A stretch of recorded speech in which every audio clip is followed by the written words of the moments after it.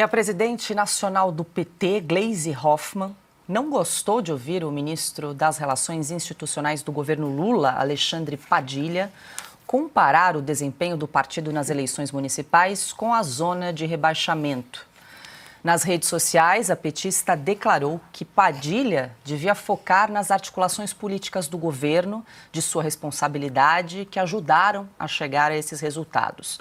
Gleisi disse ainda, abre aspas, mais respeito com o partido que lutou por Lula livre e Lula presidente, quando poucos acreditavam, fecha aspas. Fogo no parquinho aí, no PT briga. Claro. Rapidinho, porque a Ana vai falar bem. O Silvio, tem que chamar o Silvio daqui a pouco. Fala. Eles gostam disso aí. Desculpe, Silvio. Só o seguinte, para você saber quem é que está na zona de rebaixamento, você faz uma tabela de classificação. Os 4 últimos, se eles permanecerem nessa posição, eles caem para a segunda divisão. No último campeonato, caiu o Santos. Eu tenho amigos que falam, mas o Santos foi campeão mundial, porque eu sou palmeirense, né? Não tem mundial.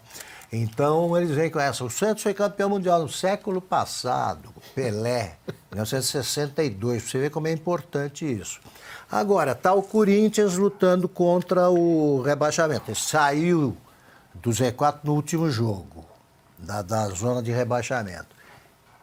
Os corintianos estão preocupados e lutam para isso. Agora, eles não deixam de reconhecer, porque basta olhar a tabela, que estão na zona de rebaixamento. Se você pega a votação dessa eleição, o desempenho dos partidos, o Corinthians está onde? Está ali na parte de cima, disputando o campeonato, a liderança? Não. Então vem um cara e constata, o companheiro que constatou está liquidado. É a mesma coisa que apareceu um corintiano e falou assim, não, peraí, nós estamos aí quase para ganhar a taça, tá? E tem que internar. Tem que internar o cara. No caso é a Gleisi. Eu não sei para que time ela torce. É Coxa, é Coritiba, né? Está rebaixado, acho que joga em outra divisão. Ela sabe disso. Agradeço os esclarecimentos, Augusto, que eu não entendo nada de futebol, então... A Ana sabe tudo. A Ana também sabe da zona de rebaixamento, mas deixa eu aproveitar antes de chamar o Silvio. Palmeiras foi rebaixado 2 vezes já. Não, só para a gente revisitar a fala do ministro Alexandre Padilha, nós exibimos ontem, mas vale a pena ver de novo.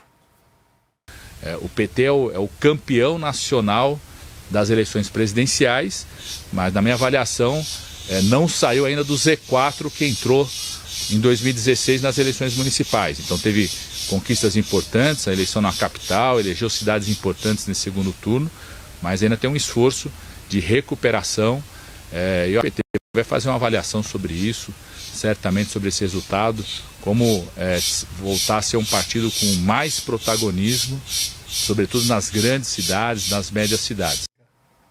É uma cigarra, né, ao fundo do ministro Alexandre Padilha. Silvio Navarro, muito boa noite. E quero ouvi-lo depois dos esclarecimentos aqui de Silvio Navarro sobre zona de rebaixamento, Z4. Eu queria só, Silvio, trazer de novo o tweet, a declaração da Gleisi Hoffmann, porque é forte. A puxada de orelha aí, em nível nacional, é forte. Vamos lá. Temos de refrescar a memória do ministro Padilha, o que aconteceu conosco desde 2016 e a base de centro e direita do Congresso, que se reproduz nas eleições municipais que ele bem conhece. Pagamos o preço como partido de estar num governo de ampla coalizão. E estamos numa ofensiva da extrema-direita. Ofender o partido, fazendo graça e diminuir nosso esforço nacional não contribui para alterar essa correlação de forças. Padilha devia focar nas articulações políticas do governo, de sua responsabilidade, que ajudaram a chegar a esses resultados. Mais respeito com o partido que lutou por Lula livre e Lula presidente quando poucos acreditavam. Silvio Navarro, muito boa noite, seja bem-vindo. Paula, boa noite, querida Ana, meu irmão Augusto, Piotto, boa noite para você que nos acompanha.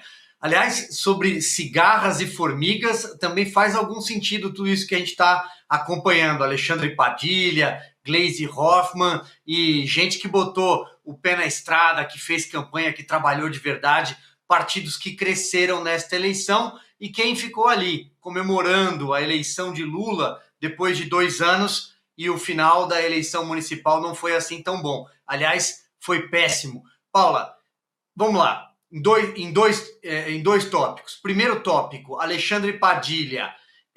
Todo mundo sabe que o Alexandre Padilha não é uma pessoa muito querida na bancada de deputados do PT, por exemplo.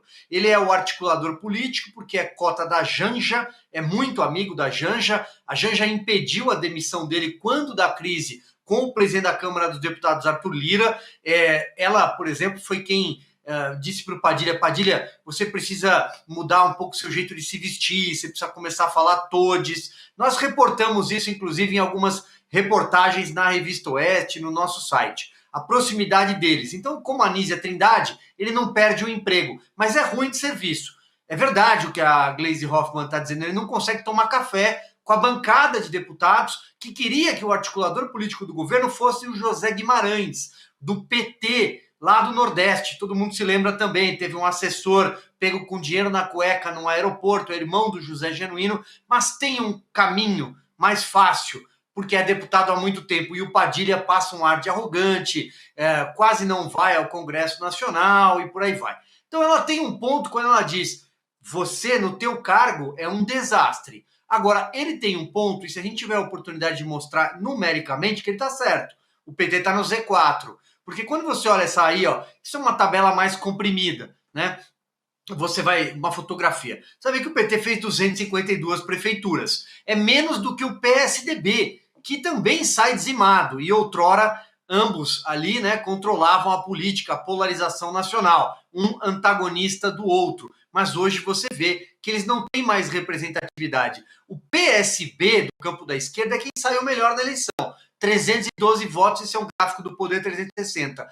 Olha para cima, soma tudo que a esquerda fez. PSB, PSDB, PT, tem mais uma quinquilharia lá para baixo, o PCdoB fez 19 prefeituras, o PSOL fez 0, traço, nenhuma. Olha para cima, soma o que o PSD fez, o que o MDB fez e o que o PP fez, por exemplo. Ali está o controle das prefeituras no Brasil. Não só a capilaridade, porque chega aos rincões, porque tem uma profundidade, uma densidade eleitoral, e aí é que está. Por exemplo, quando você fala do MDB, uma dessas 864 prefeituras é São Paulo. Você está falando de 9.300.000 eleitores. O PSD, Belo Horizonte e Rio de Janeiro. Volta para o MDB, Porto Alegre. Olha o tamanho dessas prefeituras. Sem contar o cinturão metropolitano das capitais, né?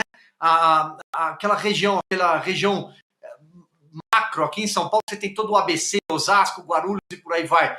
Se você for olhar o que esses partidos controlam, é muita coisa. O PT sai do estado de São Paulo com prefeituras, por exemplo, como Mauá.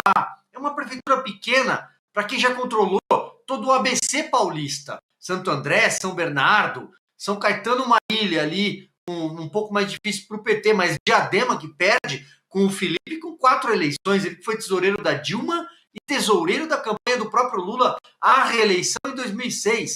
Então, quando você joga a luz, você vê que o Padilha está certo.